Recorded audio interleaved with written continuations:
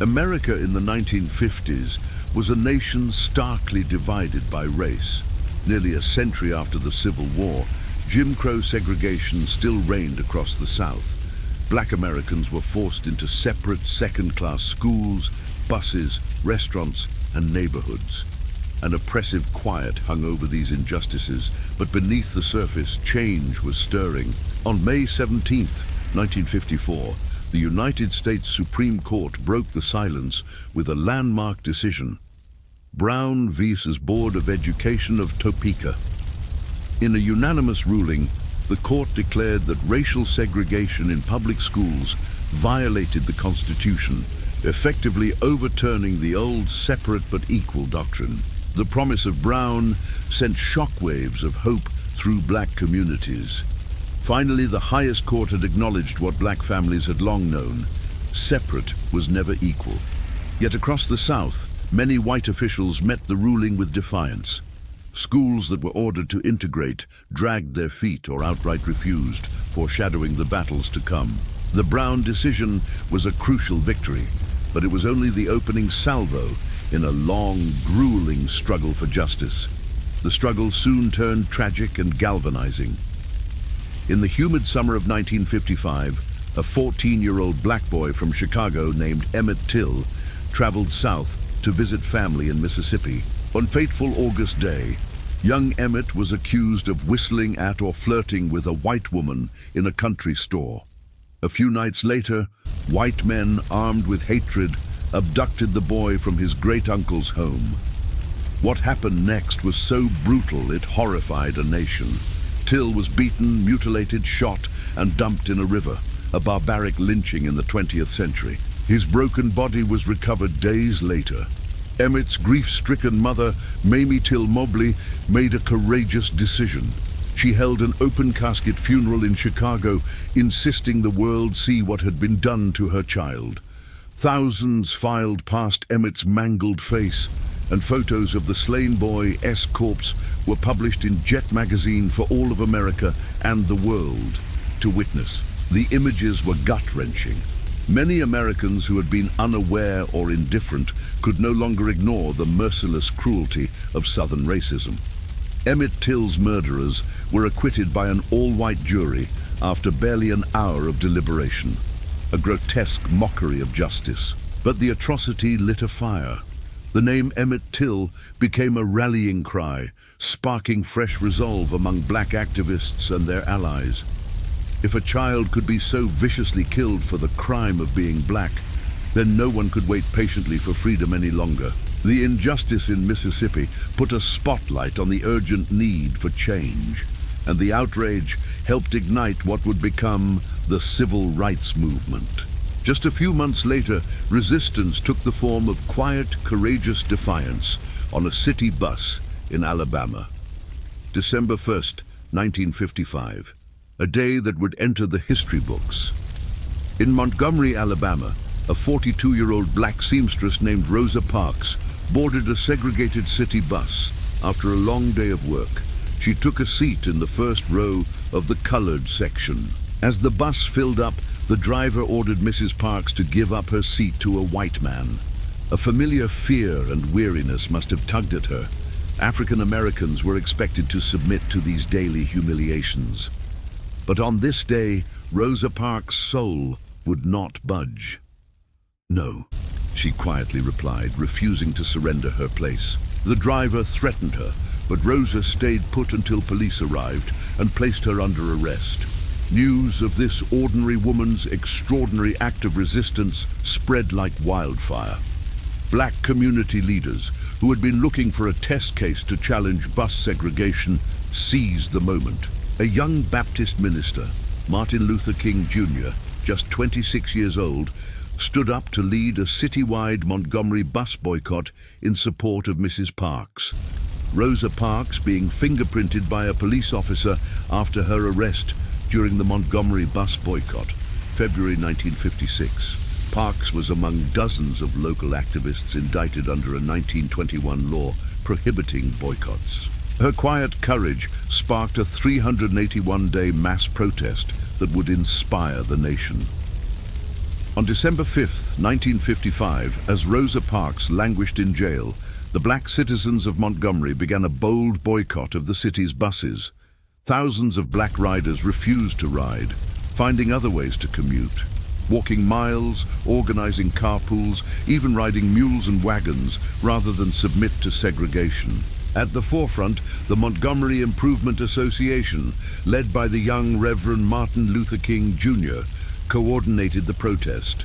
For over a year, despite harassment, arrests, and even violence, Montgomery's black residents stood united. Segregationists fought back viciously. King's house was firebombed, and many protesters lost their jobs. Yet the boycott held firm, day after day, month after month. Crowds packed nightly mass meetings in churches where King's oratory inspired perseverance. "If we are wrong, the Supreme Court of this nation is wrong," he thundered. "If we are wrong, God Almighty is wrong." Finally, their resolve was rewarded. In November 1956, the U.S. Supreme Court affirmed that bus segregation was unconstitutional, and on December 20th, 1956, Montgomery's buses were officially desegregated. After 381 days, the boycott ended in triumph, a stunning example of the power of nonviolent protest. Rosa Parks, the humble seamstress who ignited it all, became an enduring symbol of dignity and resistance. And a new leader had emerged onto the national stage. Dr. Martin Luther King Jr. had shown the world the galvanizing power of nonviolent action and moral leadership. Emboldened by the Montgomery victory, black leaders across the South united to press the fight on multiple fronts. In January 1957, Dr. King and roughly 60 black ministers and civil rights organizers from around the South gathered in Atlanta, Georgia. They formed the Southern Christian Leadership Conference, SCLC, a new organization dedicated to ending segregation through mass nonviolent resistance. The SCLC would become a driving force in the movement, guided by King's vision of agape love and civil disobedience modeled on the teachings of Jesus and Mahatma Gandhi. "We must meet hate with love," King preached. Across the South, local black communities, teachers, preachers, farmers, and students were now organizing with renewed hope. The year 1957 also brought the first cautious steps of the federal government since Reconstruction to support civil rights. In September, President Dwight D. Eisenhower signed the Civil Rights Act of 1957, primarily to protect black voting rights. The law was limited. It created a civil rights division in the Justice Department and introduced penalties for interfering with voting. But symbolically, it showed Washington was starting to acknowledge the plight of black voters in the South. Still, much more would be needed to truly secure the franchise. Events in one southern city that fall would underscore how entrenched resistance to integration remained, and how determined civil rights activists would have to be. In Little Rock, Arkansas, a confrontation was brewing that would test whether the federal government could enforce the Brown versus Board decision. The local school board had reluctantly agreed to gradual integration, and in September 1957, 9 courageous black students prepared to enroll at the all-white Little Rock Central High School. They would become known as the Little Rock Nine. On the morning of September 4th, 15-year-old Elizabeth Eckford donned a crisp dress and set out alone toward Central High, unaware that plans had changed. She walked up to the campus, faced by a hostile mob of hundreds of white segregationists. They screamed, spit, and hurled hateful slurs at the black girl in dark glasses. Even more alarming, Arkansas Governor Orval Forbes had deployed units of the Arkansas National Guard around the school, not to protect Elizabeth and the other black students, but to block their entry. The young Elizabeth tried 3 times to get through the line of soldiers, only to be rebuffed by bayonets each time. Terrified and heartbroken, she realized she was alone. The other 8 students had gathered elsewhere. Surrounded by the mob, some chanting 2, 4, 6, 8, we don't want to integrate. Elizabeth Eckford finally fled to a bus bench, tears in her eyes, as a kind white woman guided her to safety.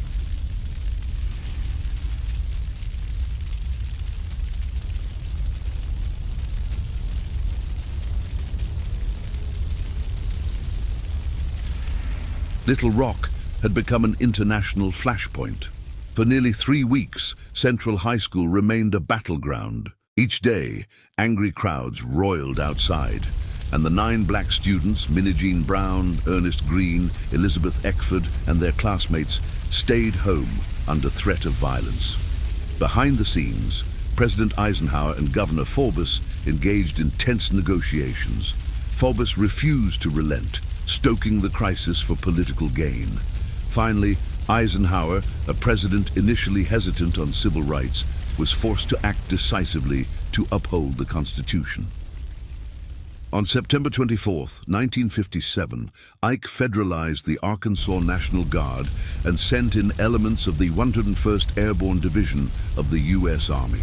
Before dawn on September 25th, soldiers with bayonets and steel helmets surrounded the Little Rock Nine and escorted them into Central High under armed guard. The image was astonishing. Federal troops deployed to ensure black children could attend school. The Little Rock Nine walked past scowling white classmates into their classrooms at last. After 3 full days inside Central, I know that integration is a much bigger word than I thought, one of the 9, Melba Patillo, wrote in her diary. Inside, they faced unspeakable abuse, shoves, slurs, death threats every single day. But they endured. That spring, one of the 9, Ernest Green, became the first black graduate of Central High amid a sea of hostile stares. Little Rock had shown both the fierce resistance to change and the courage required to overcome it. It also dramatized the clash between state and federal power, a 20th century replay of Reconstruction struggles. Ultimately, it took the might of the federal government to enforce one court order in one high school. The confrontation drew global attention to America's racial strife, embarrassing the U.S. during the Cold War and adding urgency to the civil rights cause. The long fight of the Little Rock Nine proved that integration would not happen just because it was right or ordered by a court. It had to be demanded, protected, and paid for in stress and suffering by ordinary heroes, even children. As the 1960s dawned, the movement was gathering momentum, driven by young people who were tired of waiting.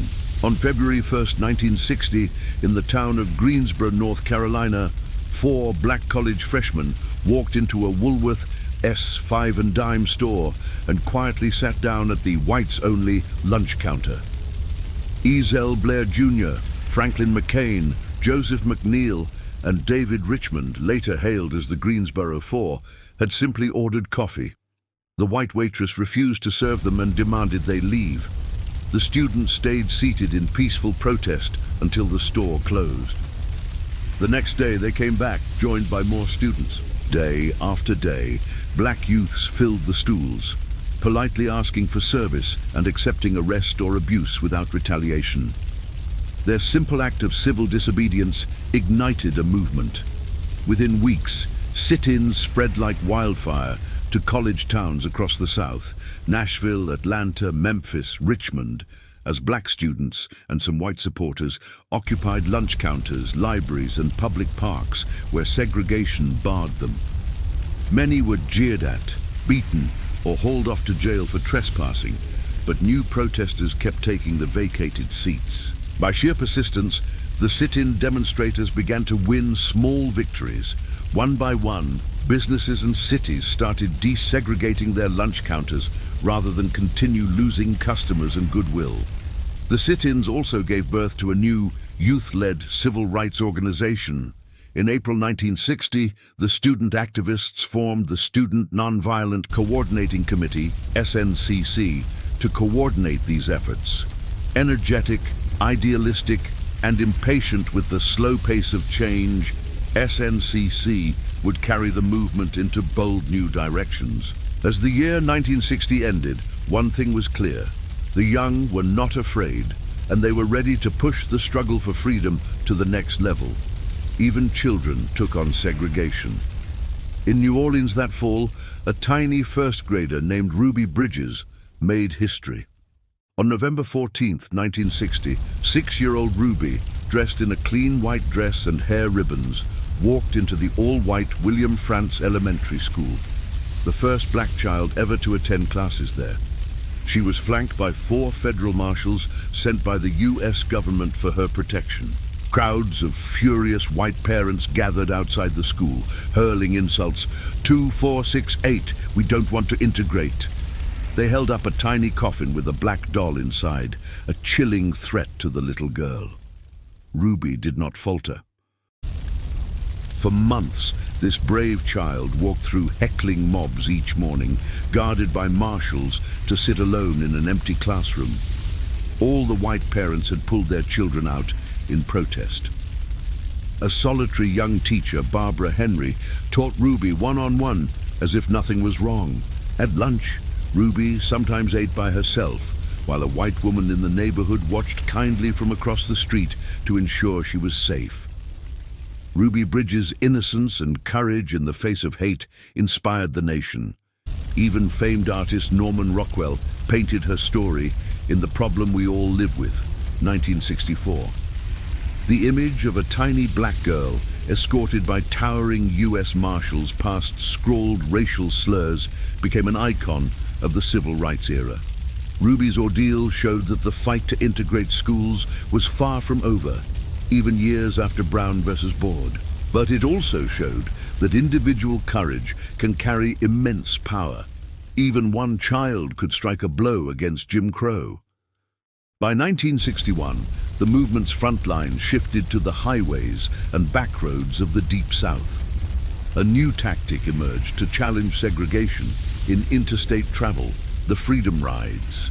The U.S. Supreme Court had ruled that segregated bus stations and facilities for interstate passengers were illegal, but in practice, the South ignored this. So an interracial group of activists, blacks and whites together, decided to ride Greyhound and Trailways buses deep into Dixie to test whether the law would be enforced. The first Freedom Riders, 7 black and 6 white young people, set off from Washington, D.C. in May 1961, bound for New Orleans. As they rode south at each bus stop, they would deliberately use the wrong facilities. Black riders would sit at whites-only lunch counters or waiting rooms, and white riders would attempt to use colored restrooms. Their journey was met with escalating violence. In Anniston, Alabama, a white mob surrounded one bus, slashed its tires, and then firebombed it.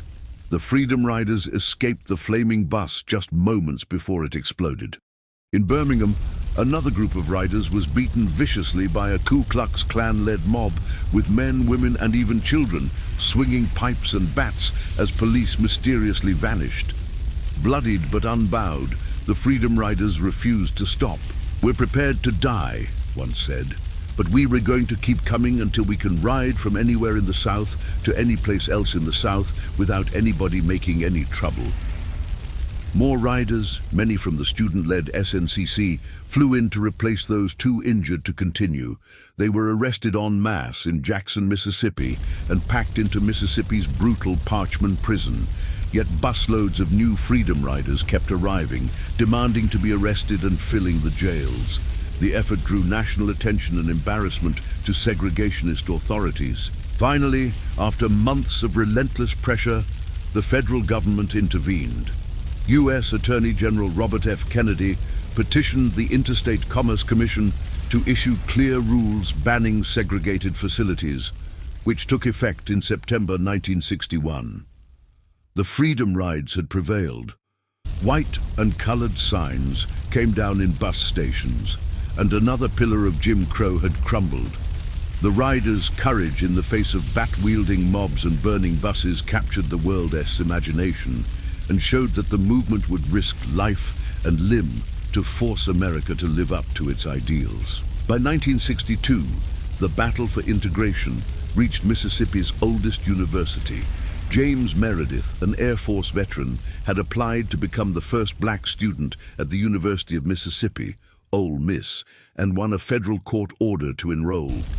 Defying the order, Mississippi's Governor Ross Barnett literally stood in Meredith's way, blocking the door when Meredith tried to register for classes in September 1962. Over days of brinkmanship, mobs of angry whites flooded into Oxford, Mississippi. On the night of September 30th, 1962, Meredith was escorted onto campus by U.S. Marshals, and all hell broke loose.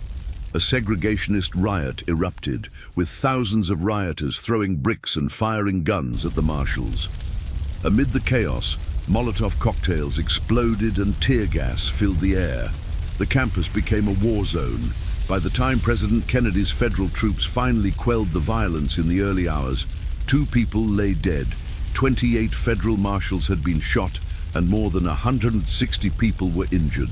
The next morning, James Meredith, guarded by federal troops, bravely walked through jeering crowds and enrolled at Ole Miss.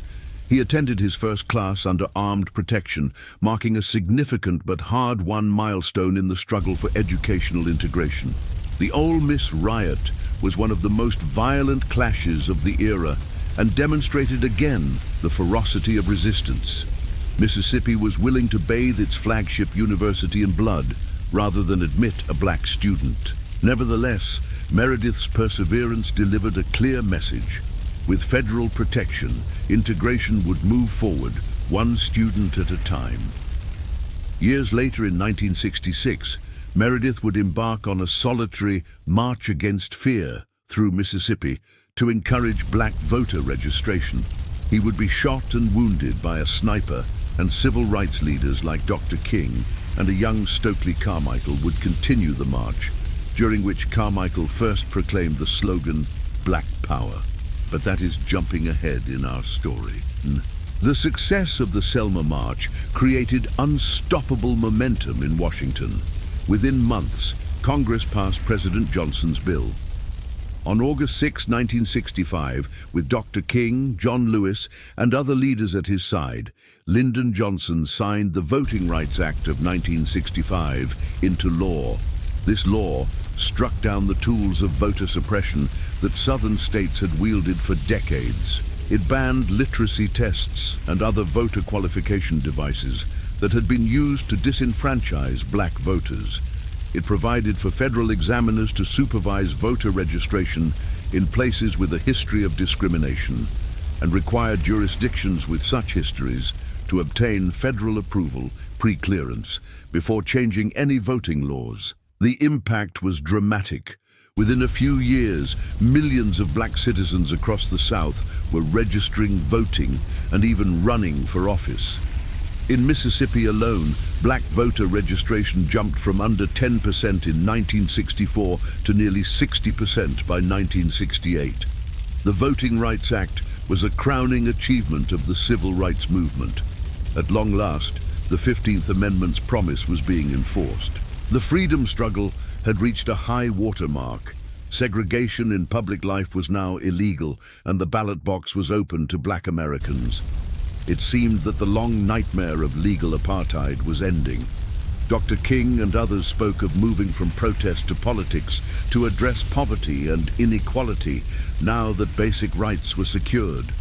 Yet even as these victories were secured, new challenges and fissures were emerging. In the aftermath of the Selma campaign, many black Americans felt that legal rights alone were not enough. Not when their children were still trapped in slums, their schools underfunded, and their prospects hemmed in by economic inequality.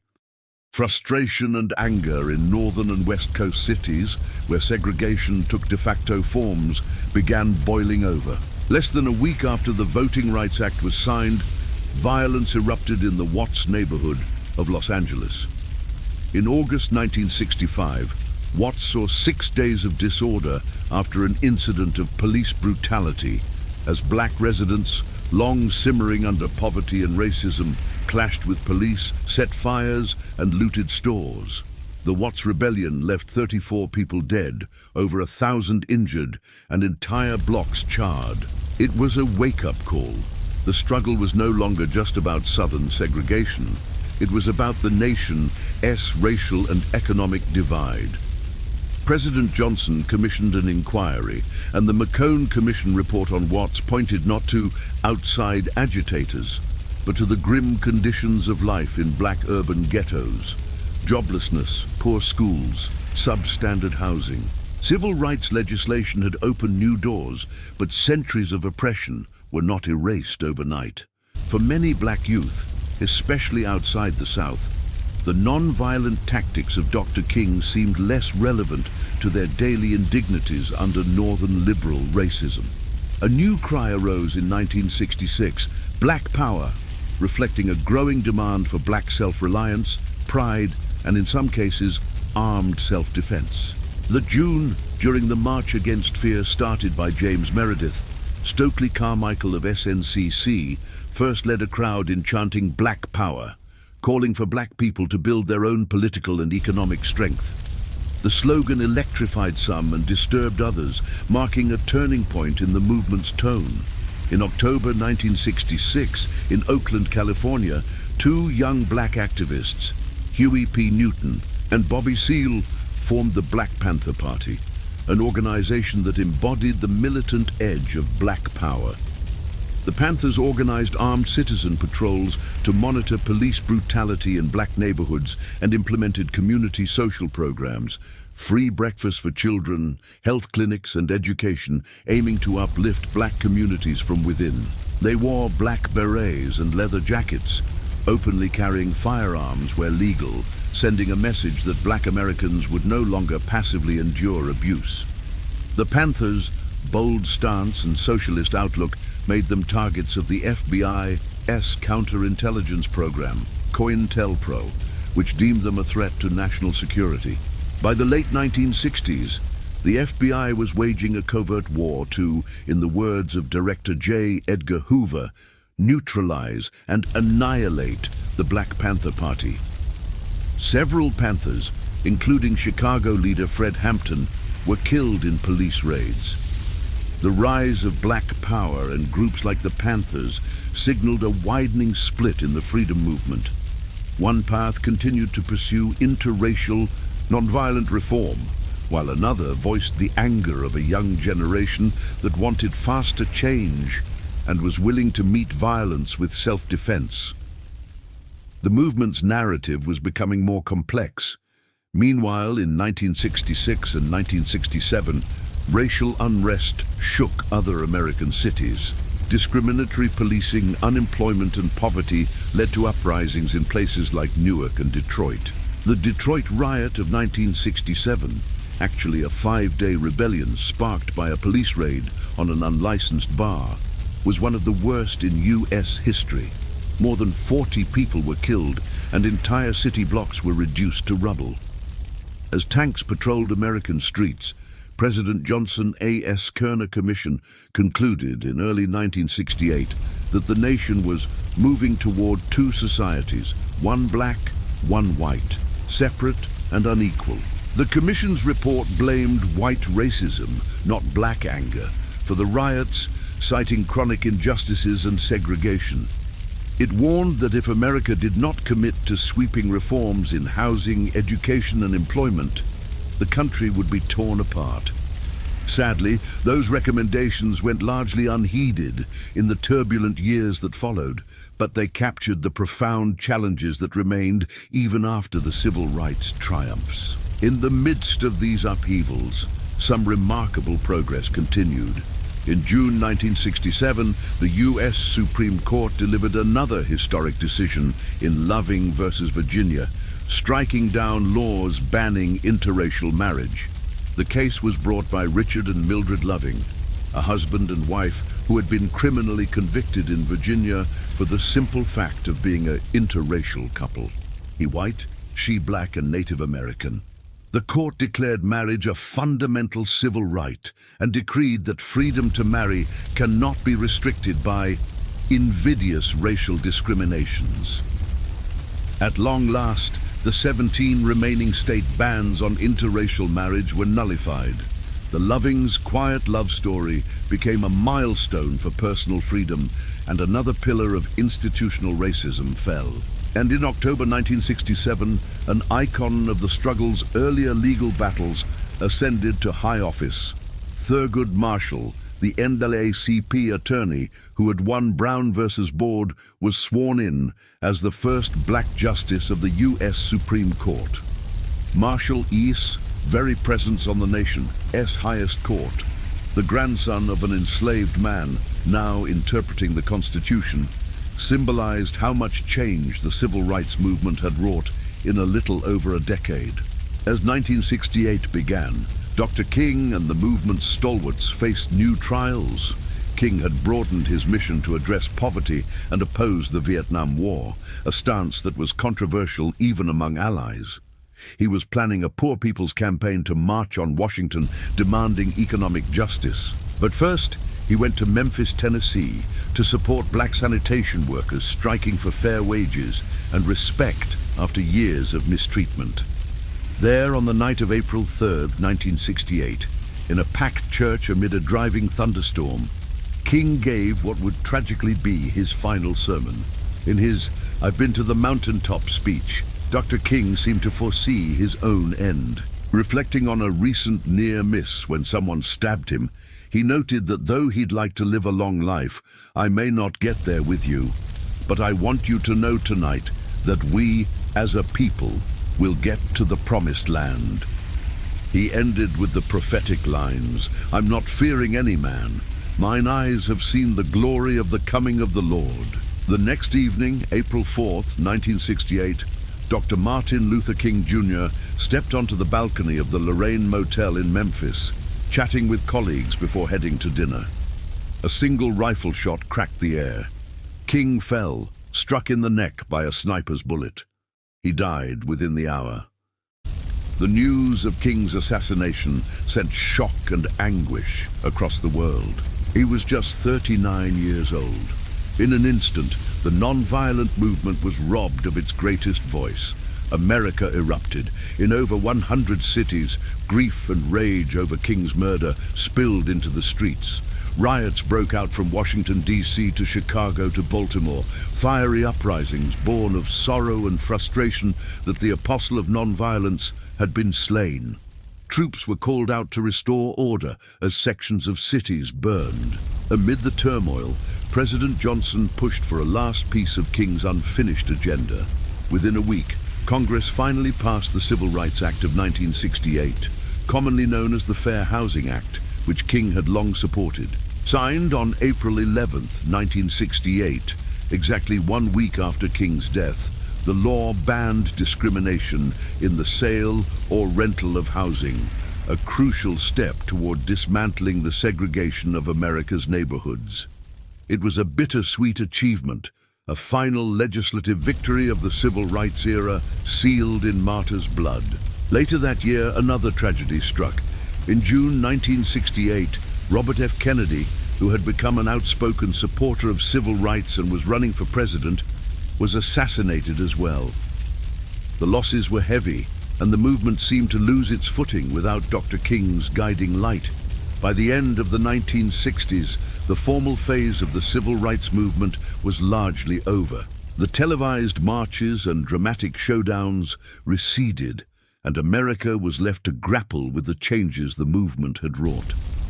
In the span of roughly 13 years, from 1955 to 1968, the civil rights movement had shattered the legal framework of segregation and white supremacy that had stood for generations. The achievements were monumental.